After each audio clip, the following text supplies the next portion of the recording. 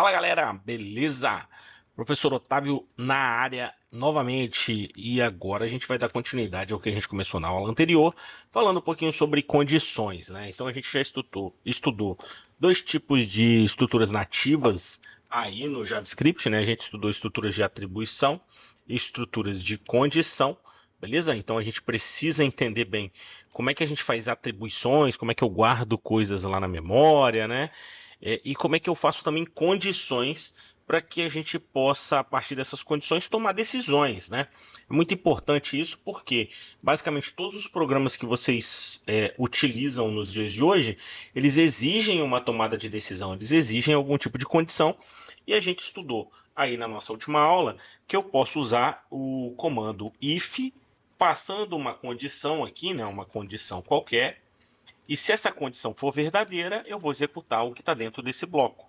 Se não, eu vou executar o que está no outro bloco, que é um bloco chamado else, que é a palavrinha senão em inglês, né?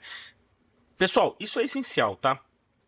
É imprescindível que vocês tenham essa noção de lógica, porque não adianta nada vocês aprenderem linguagem de programação, vocês aprenderem aí diversas linguagens, diversas técnicas, diversos frameworks, e o YouTube está cheio disso, né? Eu estava clicando aqui agora para lá e para cá e estava vendo já alguns YouTubers fazendo lives e fazendo portfólio e colocando um monte de coisa bonitinha, mas não adianta nada vocês serem aquele famoso papagaio de código, ficar repetindo coisas se vocês não entendem o que vocês estão fazendo. Então é imprescindível que vocês tenham essa noção de que vocês, antes de mais nada, precisam construir algoritmos, precisam conhecer a lógica do programa e, consequentemente, conhecer a lógica aí da linguagem JavaScript. Conhecer o funcionamento da linguagem exige que vocês entendam de estruturas de atribuição e estruturas de condições, tá? Condicionais. Então, pessoal, o que eu gostaria de fazer com vocês aqui? Eu gostaria de fazer mais um exercício, né? E esse exercício ele vai ser um exercício bem simples, né? Vamos fazer aqui um exercício mais prático em que a gente vai calcular aqui, ó, calcular a temperatura em Celsius a partir de uma temperatura, Celsius aqui é com S, né? Celsius, temperatura em Fahrenheit, né? A gente fez até esse exercício em sala de aula, é um exercício bem simples e, claro, eu vou calcular a temperatura e vou fazer uma brincadeira aqui, ó. Eu vou falar que eu quero falar aqui que se a temperatura for maior que 30 graus, dizer que está calor. Então a gente vai fazer essa brincadeira e para isso a gente vai pensar em construir um bloco, né? Vamos construir um bloco aqui, vamos criar uma function. Vamos chamar essa função de transformar temperatura, né? Ou então vamos chamar de Fahrenheit para Celsius. E aqui, o que eu vou fazer bacaninha já direto nessa função? Eu vou passar a temperatura, vou colocar um underline em Fahrenheit. Então vou passar aqui a temperatura em Fahrenheit. E o que a gente vai fazer aqui na temperatura em Fahrenheit? Eu tenho a temperatura em Fahrenheit e quero calcular a temperatura em Celsius. Vocês estão lembrados como é que a gente faz isso?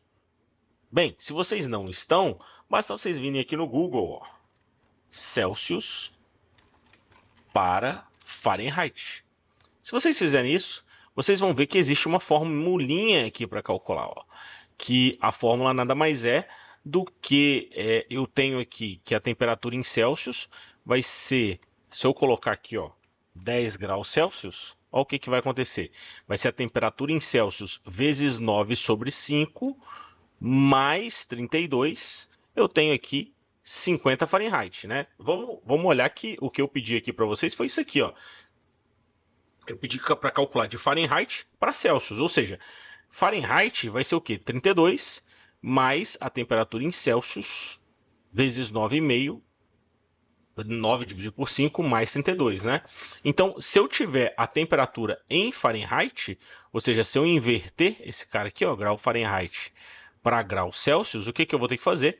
Eu vou ter que pegar a temperatura em Fahrenheit menos 32 vezes 5 sobre 9 é igual a temperatura em Celsius.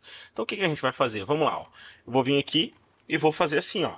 Temp em Celsius vai ser igual ao quê? Vai ser a nossa temperatura em Fahrenheit, que a gente passou como parâmetro, né, pessoal? E olha aqui a fórmula, ó, vezes, ó, a gente vai pegar a temperatura em Fahrenheit, menos 32 vezes 5 sobre 9. Então, a gente vai vir aqui, a temperatura em Fahrenheit, menos 32 vezes... Observem que eu coloquei os parênteses, né, para a gente dar uma prioridade para aquela operação, vezes 5 dividido por 9. O que que eu vou fazer aqui? Returne. Na verdade, a gente não vai retornar, né, pessoal? A gente vai fazer o quê? A gente vai... Deixa eu limpar aqui para ficar melhor. Mas a gente vai falar que if temp Celsius. Vamos colocar aqui temp Celsius for maior ou igual a 30. Vamos fazer o nosso condicional. Eu vou colocar simplesmente que está, vamos dar um alert, está calor. Olha lá que bacaninha, está calor. Vou dar Enter e vou agora rodar a minha função. Opa, vou colocar aqui a nossa Fahrenheit para Celsius. E qual a temperatura em Fahrenheit que a gente vai passar? Vou passar 100 Fahrenheit. O que que vai acontecer? Está calor. Mas eu queria saber também, vamos melhorar essa função para a gente descobrir, pessoal, qual que é a temperatura, né? Ver se está funcionando direitinho aqui, ó. Vou voltar esse cara aqui. Então, Ctrl L para limpar o terminal. E vou colocar aqui alert. Vou colocar aqui a temperatura. Está calor. Está. E vou colocar aqui um maisinho. Temp Celsius. E vou colocar maisinho também. Vou concatenar de novo aqui. Colocar graus Celsius. Vou dar Enter e se a gente rodar agora, olha lá, ó, que bacana, está calor, está 37,7 graus Celsius, né, pessoal? Bacana.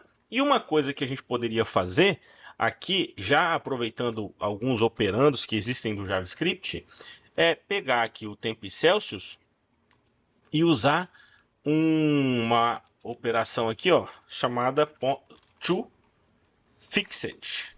Na verdade, vai ser o temp Celsius aqui, ó, temp Celsius ponto toFixed. E aqui eu vou falar que eu quero ter só 2 casas decimais. Se a gente fizer isso e rodar, ó lá, está 37,78 graus Celsius. Então vocês podem ver que agora a gente consegue construir funções, a gente consegue fazer comparações e a gente consegue aí manipular essas comparações de forma bem tranquila, né, pessoal?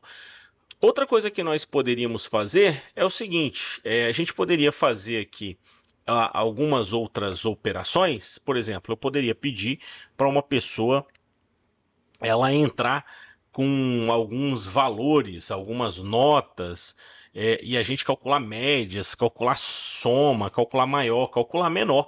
Mas antes disso, antes da gente começar a fazer exercícios um pouco mais complexos, ainda falta uma estrutura fundamental da linguagem de programação JavaScript e de qualquer outra linguagem que a gente precisa aprender, tá certo? Então a gente aprendeu estrutura de atribuição, ou seja, nós conseguimos guardar coisas na memória, conseguimos pegar coisas da entrada e saída ali, guardar na memória. A linguagem de programação faz isso para a gente.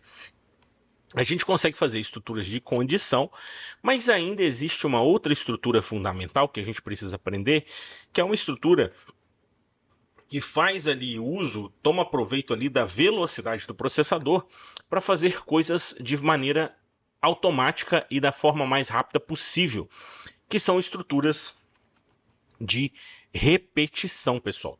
Então, eu posso aqui pegar aqui as minhas estruturas condicionais. Não está copiando aqui. Deixa eu ver, não está trazendo. Então, deixa eu colocar aqui, ó, escrever repetição. E na linguagem de programação JavaScript, nós também conseguimos fazer, pessoal, estruturas de repetição, tá? Então eu consigo chegar aqui e consigo criar repetições para que as coisas aconteçam de forma muito rápida. Beleza? Essas são as últimas estruturas que a gente vai aprender da linguagem JavaScript para criar ali a tríade de ferramentas que a gente pode utilizar para avançar nos nossos algoritmos, para representar os nossos algoritmos. Então, uma linguagem de programação normalmente tem estruturas de atribuição, estruturas de condição, estruturas de repetição. É isso que a gente vai ver na nossa próxima aula, beleza? Eu espero que vocês tenham gostado. Se vocês gostaram, deixem aí o joinha e sigam a gente aí no canal. Beleza, galera? Um abraço e vejo vocês na próxima aula. Valeu!